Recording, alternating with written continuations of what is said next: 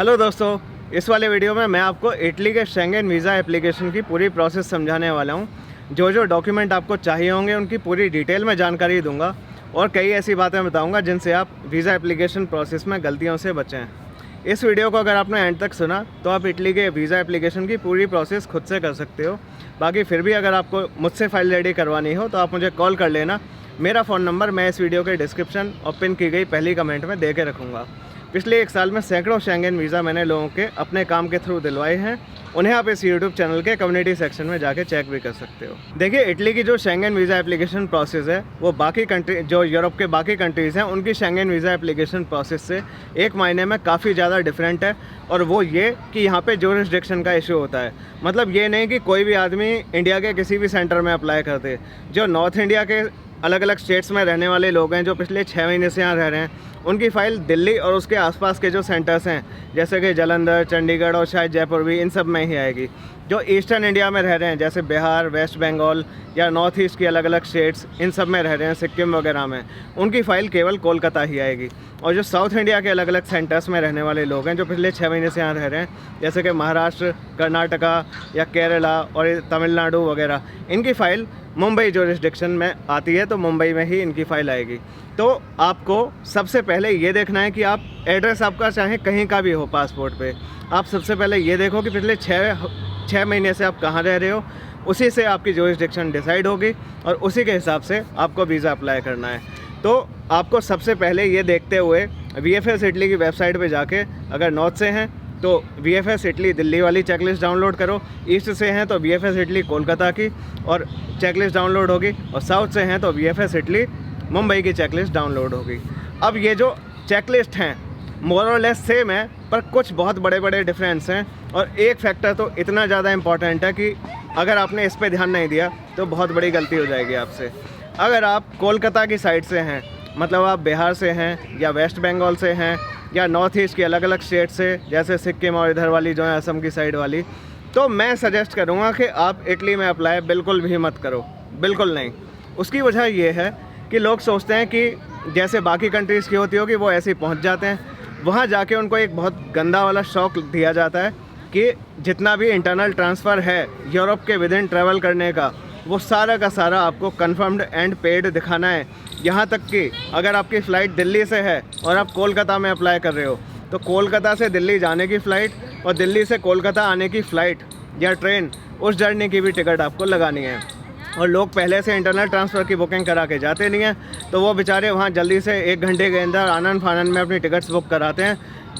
2 लोग या 3 लोग जा रहे हैं तो कई लाख रुपए की ये खर्चे हो जाते हैं और फिर अपनी फ़ाइल जमा करते हैं। और क्योंकि लास्ट मोमेंट पे ये बुकिंग और सब कुछ हो रहा होता है तो वो बुकिंग्स, उनके पेपर जो उन्होंने प्रेजेंट करे हैं उससे मैच भी नहीं कर रही होती और कोई गारंटी नहीं है कि फिर भी वीज़ा आए। तो अगर आप ईस्टर्न इंडिया से हैं तो मेरी सलाह है कि आप बिल्कुल भी इटली में अप्लाई मत करना। ये मेरा ओपिनियन है, मन कर रहा है आपका, आप ज़रूर करें, पर मेरी सजेशन है कि उधर ना करें।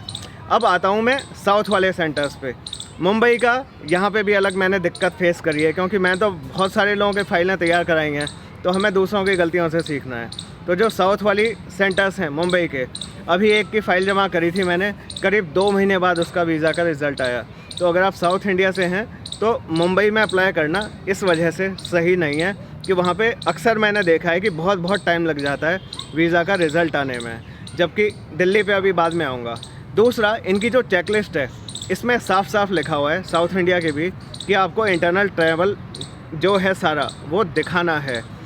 अब इसको लेके कोई क्लैरिटी नहीं है कि वास्तव में दिखाना है या नहीं दिखाना, पर चेकलिस्ट में है।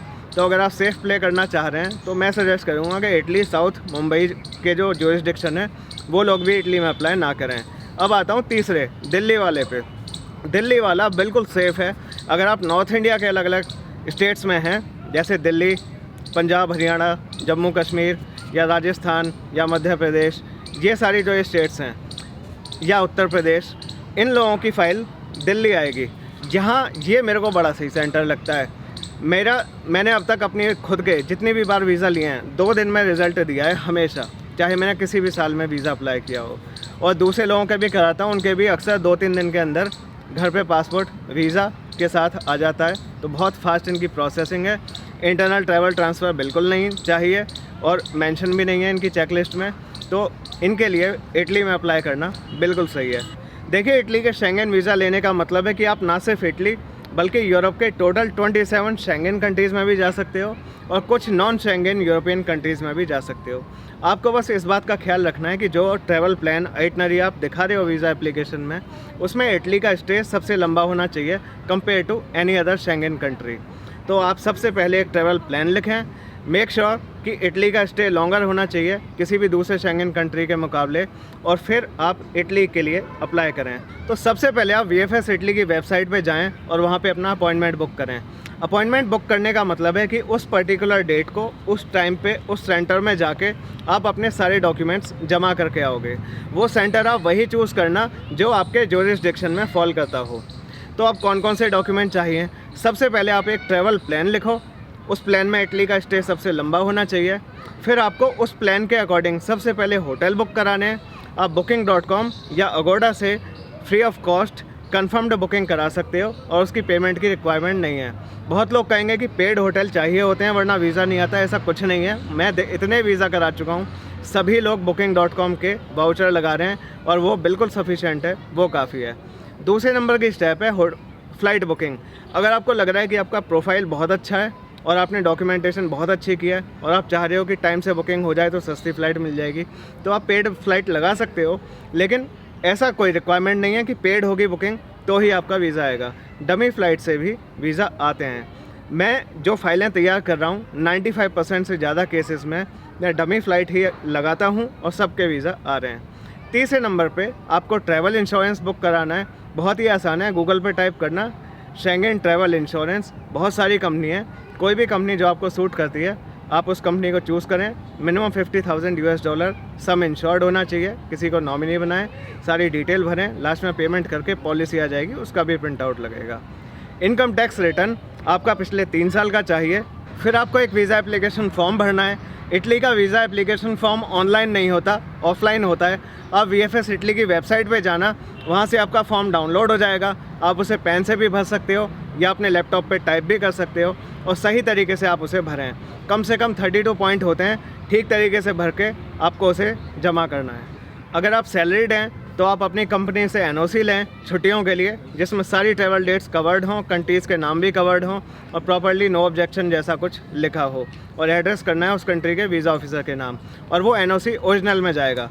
इसके अलावा लास्ट 3 मंथ्स की सैलरी स्लिप्स लगाएं, वो भी ओरिजिनल, और जो आपको जॉब का अपॉइंटमेंट लेटर मिला था ना जॉइनिंग के टाइम, उसकी एक फ़ोटोकॉपी लगाते हैं। और अगर आप सेल्फ एम्प्लॉयड हैं तो आपके बिज़नेस का जो भी रजिस्ट्रेशन है, जो भी प्रूफ है, चाहे वो GST हो या उद्यम रजिस्ट्रेशन हो या गुमस्ता हो या फिर कोई भी लाइसेंस हो, वो आप ज़रूर लगाएं। ऐसा कुछ नहीं है कि GST होना ही चाहिए, अगर खाली MSME उद्यम रजिस्ट्रेशन भी आप लगा रहे हो तो भी काम चल जाएगा। और सैलरीड हो या सेल्फ एम्प्लॉयड, आपको अपने पिछले 3 साल की इनकम टैक्स की जो रिटर्न है वो लगानी है। खाली एक्नॉलेजमेंट वाला पहला पेज भी लगा सकते हैं और चाहो तो कंप्यूटेशन के साथ बाकी पेजेस भी लगाए जा सकते हैं। इसके अलावा सैलरीड और सेल्फ एम्प्लॉयड सभी को या बेरोज़गार को जो भी हो, सबको अपने पिछले 6 महीने की बैंक स्टेटमेंट लगानी है और उसके हर पेज पर ब्रांच की स्टैंप और साइन होना चाहिए। फिर एक बहुत ही इंपॉर्टेंट डॉक्यूमेंट है ट्रैवल आइटनरी। बहुत सारे लोग ट्रैवल आइटनरी लगा ही नहीं रहे, बस कवर लेटर में थोड़ा सा मेंशन कर देते हैं। आपको ट्रैवल आइटनरी सेपरेटली लगानी चाहिए। मैं तो सबकी लगाता हूँ और बहुत ही ज़्यादा डिटेल में लगाता हूँ और बहुत ही इंप्रेसिव ट्रैवल प्लान बनाता हूँ, इसीलिए मेरे थ्रू इतने ज़्यादा शेंगन वीज़ा भी आते हैं। अगर आप खुद से भी कर रहे हैं तो आप बहुत अच्छे से ट्रैवल आइटनरी लगाएं। ट्रैवल आइटनरी में जो आप रूट दिखा रहे हो, जिन जगहों को दिखा रहे हो, उनका लॉजिकल होना बहुत ज़रूरी है। बहुत सारे लोग ऐसी गलतियां करते हैं कि प्रोफाइल बहुत अच्छा है, डॉक्यूमेंटेशन भी सही किया, बस एक गलती कर दी कि एक ही सिटी में उन्होंने 12-15 दिन का स्टे दिखा रखा और कहीं दिखाई नहीं रखा। ऐसी गलती बिल्कुल मत करना। आप जो सिटीज़ दिखा रहे हो उनकी टूरिज़्म इंपॉर्टेंस भी हो, लॉजिकल रूट में भी आप घूम रहे हो और सही तरीके से प्रेजेंट करना। आप होटल भी दिखाना, सारे उनकी डिटेल, फ़्लाइट की भी सारी डिटेल दिखाना, बीच में कैसे ट्रैवल करोगे, भले ही पेड बुकिंग आपने इंटरनल ट्रांसफ़र की ना लगाई हो, लगाना भी मत, लेकिन उसका मेंशन ज़रूर करना तो बात बनेगी। कुछ जगहों के नाम बता देता हूँ जिनको आप इनकॉर्पोरेट कर सकते हो इटली की जगह अपनी ट्रैवल आइटनरी में, जैसे मिलान है या वेनिस है, वेरोना है, लेक कोमो या फिर चिंक्वे टेरे या अमाल्फी कोस्ट है नीचे की तरफ। टस्कनी के बहुत सारे टाउन्स हैं जैसे सिएना, मोंटेपुल्चियानो और ये वोल्टेरा, सैन जिमिनियानो, या उम्ब्रिया में असीसी है, परोजिया है। फिर इधर ये मटेरा साउथ में बेसिलिकाटा रीजन में बहुत ही ब्यूटीफुल है। अल्बेरो बेलो, लोकोरोटोंडो, ओस्टुनी, लीचे और पुलिया के छोटे छोटे बहुत सारे टाउन्स हैं, पोलियानो मारे, तो बारी है। इस तरह की जगहों को जब आप शामिल करेंगे, इतनी सारी नहीं, थोड़ी सी जगहों पे ही जाओगे, पर जब आप शामिल करोगे और एक लॉजिकल रूट दिखाओगे तो वीज़ा आने के चांसेस आपके बढ़ेंगे। इसके बाद बहुत ही इंपॉर्टेंट लेटर है कवर लेटर। देखो आप तो समझाओगे नहीं वहाँ पे अपने बारे में वीज़ा ऑफिसर को बैठ के, कवर लेटर के माध्यम से ही वीज़ा ऑफिसर आपकी बात को समझेगा।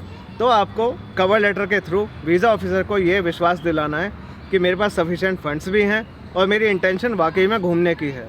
उसके लिए आपको सोशल और इकोनॉमिक टाइज़ काफ़ी दिखानी है। इकोनॉमिक टाइज़ मतलब मैं यहाँ अच्छा कमा लेता हूँ, उसके लिए आप बैंक स्टेटमेंट दिखाना अपनी कि अच्छी है, इसमें अच्छी खासी ट्रांजैक्शन बिजनेस से होती है, या सैलरीड हो तो देखो मेरी टाइम पे सैलरी आती है और वो सैलरी भी सफिशेंट है मेरे खर्चे के लिए, सस्टेनेंस के लिए। कोई प्रॉपर्टी है तो उसका भी दिखा सकते हो। अगर कोई फैमिली मेम्बर आपका पीछे है, जैसे आप अकेले जा रहे हो, वाइफ या बच्चे पीछे हैं या पेरेंट्स का, उनका मेंशन कर दो। डेस्परेटली नहीं, बस एक इशारा सा कि मेरी फैमिली में ये लोग हैं, पीछे होंगे, इस तरीके से। और भी अगर कुछ भी चीज़ आपकी सोशल या इकोनॉमिक टाइज़ की तरह एक्ट कर रही है तो उसके बारे में भी आपको ज़रूर बताना चाहिए। तो इतना करके आपके वीज़ा आने के चांसेस बहुत बढ़ जाएंगे। अगर आप मैरिड हैं तो मैरिज सर्टिफिकेट ज़रूर लगाएं, भले ही आपकी वाइफ या हस्बैंड आपके साथ जा रहे हों या ना जा रहे हों। अगर आपके बच्चे हैं तो उनका बर्थ सर्टिफिकेट ज़रूर लगाएं, चाहे वो साथ जा रहे हों या ना जा रहे हों। ये सोशल टाइज़ की तरह एक्ट करते हैं। अगर आपके वाइफ या हस्बैंड आपके साथ जा रहे हैं या जा रही हैं और वो वर्किंग नहीं है तो आप उनको स्पॉन्सर ज़रूर करके दिखाएं। एक स्पॉन्सरशिप लेटर आप अपनी तरफ से उनके लिए लिखें। अपने ITR जो पिछले 3 साल के हैं वो उनकी फ़ाइल में लगाएं। अपनी बैंक स्टेटमेंट 6 महीने की वो उनकी फ़ाइल में लगाएं। अगर जॉब करते हैं तो लास्ट 3 महीने की सैलरी स्लिप उनकी फ़ाइल में लगाएं। अगर अपना बिज़नेस करते हैं तो अपने बिज़नेस के रजिस्ट्रेशन की कॉपी उनकी फ़ाइल में लगाएं। तो ऐसा नहीं है कि जो भी अप्लाई कर रहा है उसका वर्किंग होना ज़रूरी है, वो किसी दूसरे के द्वारा भी स्पॉन्सर करके वीज़ा ले सकता है। अब ट्रैवल हिस्ट्री पे आते हैं। बहुत सारे लोगों को लगता है कि इंटरनेशनल ट्रैवल हिस्ट्री बनाए बिना शेंगेन वीज़ा नहीं आएगा। ऐसा बिल्कुल भी नहीं है। आप अगर कभी भी इंडिया से बाहर नहीं गए हो तो भी आपका शेंगेन वीज़ा ज़रूर आएगा, प्रोवाइडेड आपका प्रोफाइल अच्छा है और आपने डॉक्यूमेंटेशन सही तरीके से किया है। आधे से ज़्यादा शेंगेन वीज़ा जो मैंने लगवाए हैं इतने सारे लोगों के, वो ज़ीरो ट्रैवल हिस्ट्री पर ही लगाएं, इसलिए मैं ये बात कन्विक्शन के साथ कह सकता हूँ।